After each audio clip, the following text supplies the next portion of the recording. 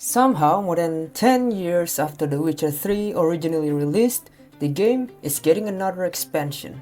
And hearing that got me playing the game again. But this time, I fell into the dangerous part of replaying an RPG, researching builds. I started looking at the different Witcher gear sets and how much they changed the way Geralt plays. Griffin pushes you towards science, Cat rewards speed and precision, Bear supports heavy armor, and Quen, Manticore pushes alchemy. And the more I looked at the Witcher skills, the more my D&D designer brain started bothering me. These already look like subclasses, so how would the Witcher actually work as a full D&D class? Not Geralt as a ranger build, not a blood hunter with the names changed, a complete Witcher class with mutations, science, sword techniques, monster knowledge, potions, oils, bombs, and all 6 Witcher skills. That sounds easy until you realize I just listed about 7 different mechanics, and that became the real design problem. How do you preserve everything that makes a Witcher feel like a Witcher, without making the player manage Geralt's entire inventory screen at the table? The fastest way to ruin a video game-inspired D&D class is to copy every mechanic from the video game. This brought me back to the same lesson I learned while designing Robert Robertson's pilot class. Adaptation requires simplification and abstraction. You do not copy every meter, percentage bonus, crafting material, and menu from the original game.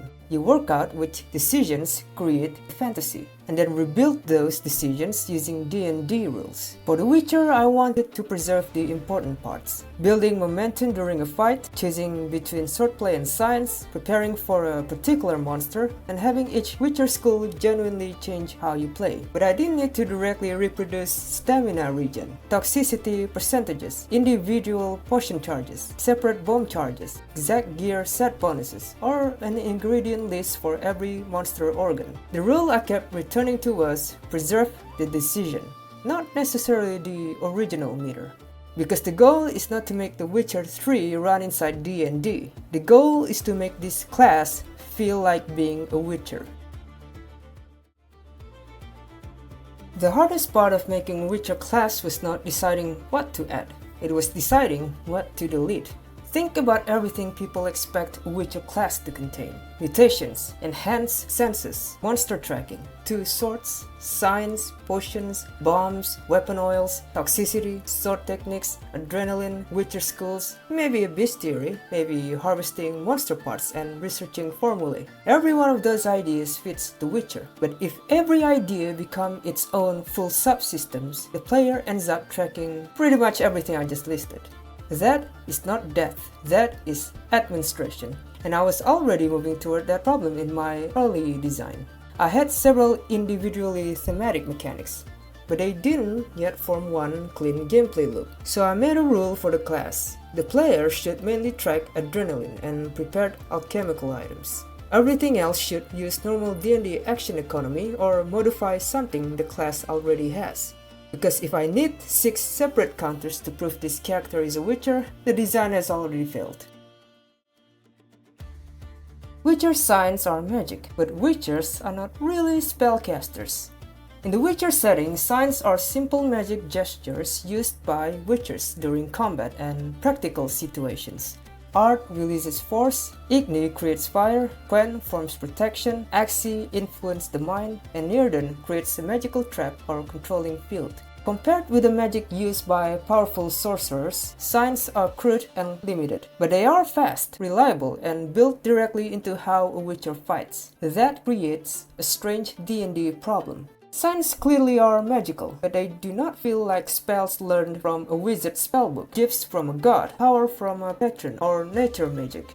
In my class, signs are magical class features rather than conventional spells. They come from precise gestures, mental discipline, Witcher training, and the Witcher's mutated psiology. That also means they can't simply be shut down with counterspell, although something like an anti-magic field still suppresses them. They are a weird category of magic, and I wanted them to feel weirdly mechanically too.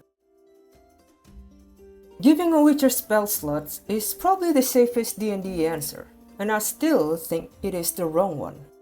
The obvious approach is to make the Witcher a health caster. Give it a small spell list, rename some spells after the 5 signs, and use normal spell slots. Mechanically, that is familiar. It is easier to balance, and it fits comfortably inside existing D&D rules. But it doesn't feel right to me. A Witcher should not wake up thinking, today I can use 3 first level signs and 2 second level signs. I considered limiting signs to uses equal to your proficiency bonus, but then the Witcher stops feeling like a Witcher after using Quen a few times that day. Cooldowns were another option, but tracking whether 2 or 3 rounds have passed awkward at the tabletop. A separate point pool could work too. Give the Witcher a supply of magical energy and spend points whenever they use a sign, but that risks becoming another mana bar. One more resource sitting beside alchemy, sword techniques, and everything else the class already needs. The problem was not just deciding how often signs should work. The problem was finding a limitation that felt like part of a Witcher combat. And eventually I realized that the game had already given me one. While designing this, I found 3 other Witcher classes, and they all revealed the same problem. I discovered this fairly late after my class design was already taking shape. The first class used something called Vigor.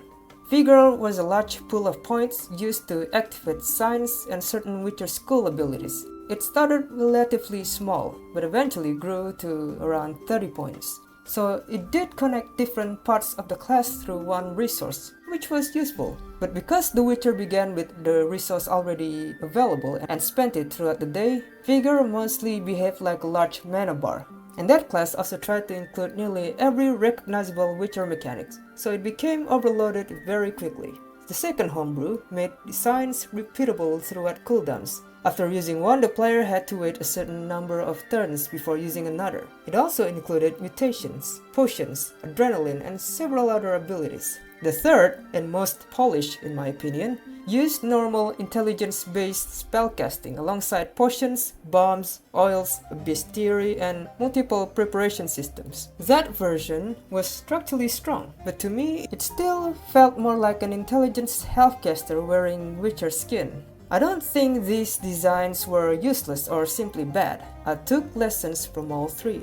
Vigor showed me that one shared resource could connect signs and swordplay. Cooldowns showed me that signs needed a limiter other than ordinary spell slots. And the polished healthcaster showed me how important clear presentation and preparation rules were. But all 3 reinforced the same thing. A Witcher class becomes overloaded incredibly quickly when every thematic element receives separate rules, counters, and resources. So instead of asking how do I include everything, I started asking what can connect everything and make the player fight like a Witcher.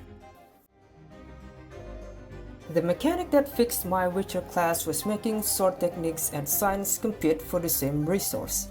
My Witcher begins combat with little or no adrenaline. Once per round, landing a weapon attack generates 1 point. That limit is important because extra attack and dual wielding should not create an automatic adrenaline factory. Then, the Witcher spends that adrenaline on either signs or advanced sword techniques.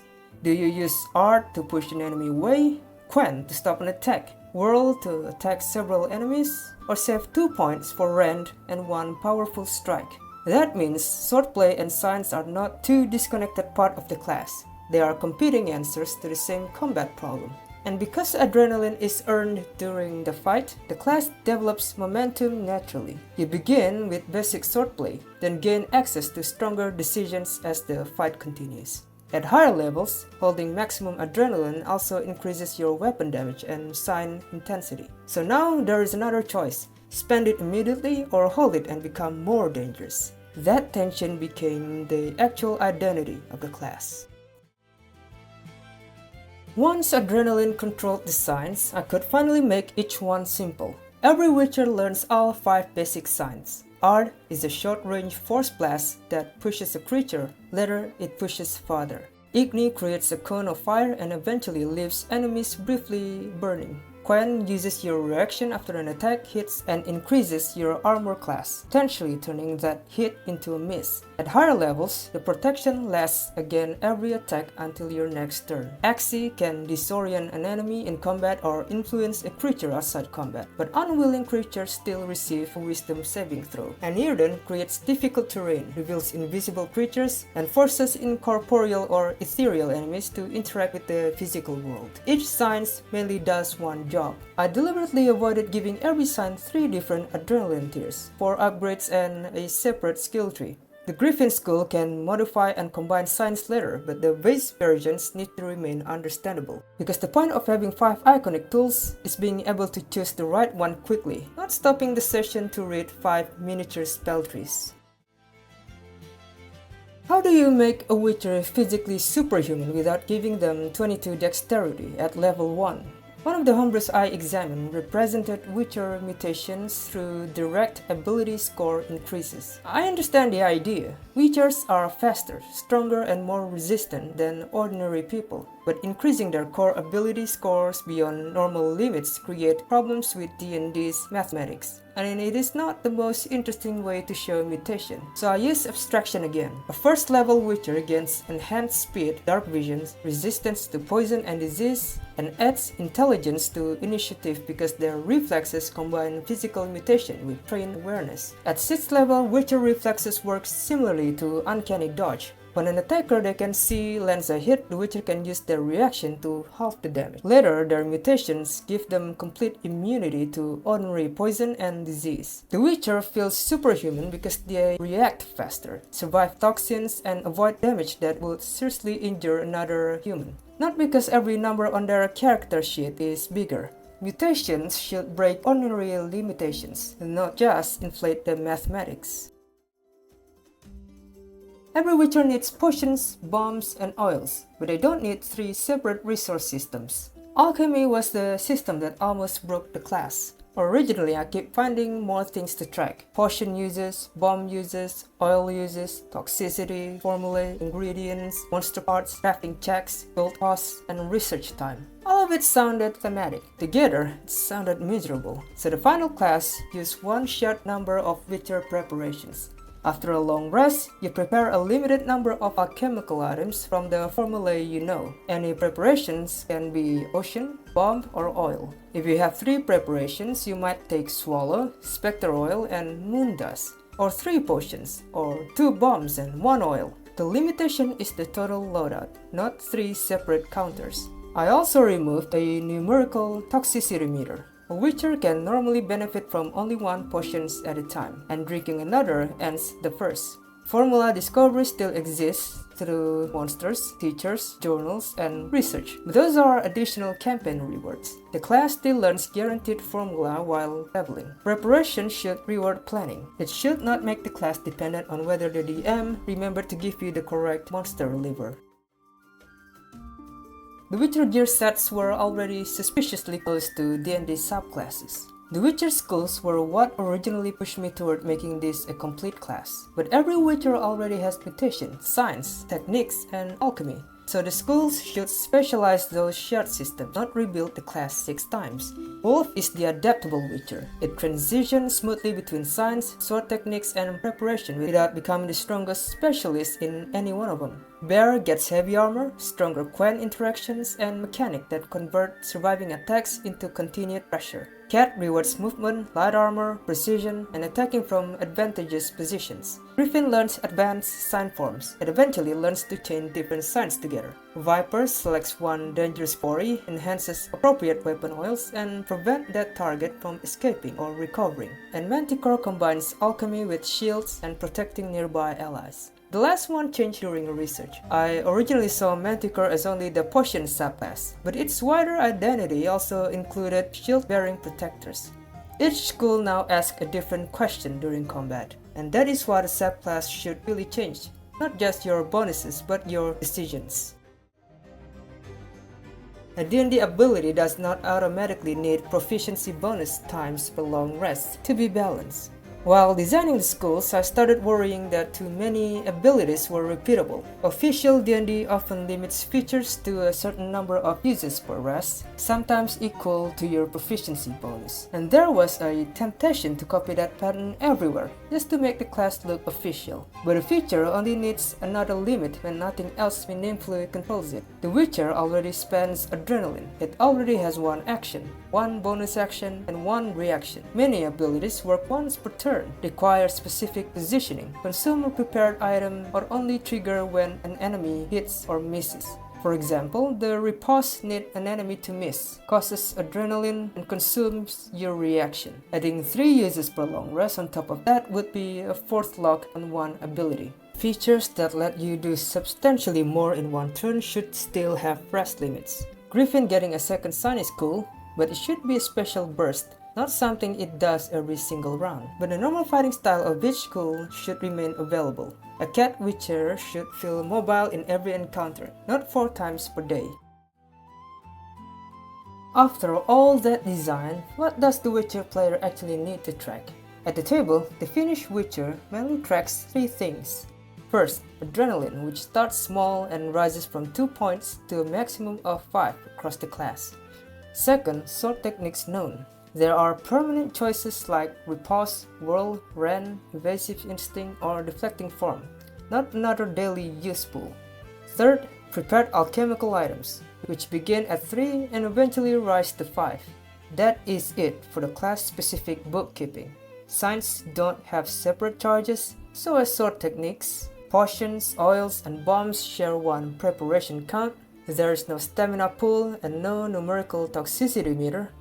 The class still has a lot of options, because a Witcher should have the right tool for different monsters, but option count and bookkeeping are not the same thing. You can give players meaningful choices without giving them 6 resources to update after every turn. That balanced many tools, few counters is what finally made the class feel complete. So, the finished Witcher is a D10 martial class built around 5 connected pillars. Mutation established that the Witcher is physically beyond an ordinary humanoid. Adrenaline creates the central combat loop. Signs provide a strange, practical form of magic without turning the class into a traditional healthcaster. Sword techniques give weapon combat active choices beyond simply using extra attack every round. And Witcher preparations combine potions, bombs, and oils into one manageable loadout. Then the Witcher schools specialize those existing tools instead of adding 6 new resource systems. Is the class completely proven to be balanced? No, I think it is strong but controlled. Adrenaline, action economy, reactions, once per turn restrictions, positioning, and limited preparations all place natural limits on what it can do. But this is still homebrew and some mechanics still need actual table testing, especially the high-level wolf and griffin features, certain oil interactions, rend, and the balance between spending and holding adrenaline. What I do think is finished is the design identity. This is not a fighter with 5 magical attacks. It is not a ranger with Witcher spell names, and it is not a direct recreation of every Witcher 3 menu. It is an abstraction of the decisions underneath the Witcher fantasy. Build momentum, choose between skill and science, prepare for the monster, and adapt when the hunt doesn't go according to plan. The full class with all 6 schools, 5 signs, sword techniques, potions, oils, bombs, and progressions from level 1 to 20 is linked below. But here's the part I want to hear arguments about. What part of the Witcher fantasy did I simplify correctly? And what did I simplify too far? Anyway, let me know what you think in the comment below, and I'll see you in the next one.